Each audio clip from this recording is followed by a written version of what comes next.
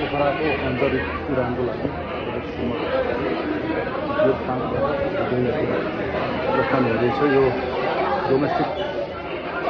Domestic डिपार्चरको waiting. यो नेपालमा पनि प्लेनबाट यात्रा गर्नेहरूको चाहिँ पचाखत देखि जाल देख्न सक्नुहुन्छ। विराटनगर, पोखरा, भैरवा यस्ता सहरहरूमा जाने चलन छ र वेटिङमा थुप्रै मान्छेहरू छन् हुनुहुन्छ।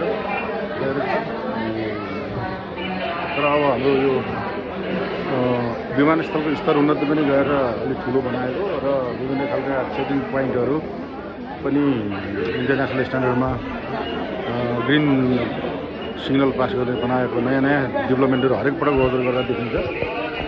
त्यस कारणले त्यो अलि राम्रै स्तर उन्नति सुधार भएको सङ्केत एयरपोर्ट, यात्रु, वेटिङ रुम, प्रस्थान कक्ष सबैबाट आभास हुन्छ। यहाँहरूलाई शुभ दिन। मलाई चाहिँ अब शुभयात्रा भन्नु होला। म यात्रा गर्दैछु काठमाडौँको पोखरा।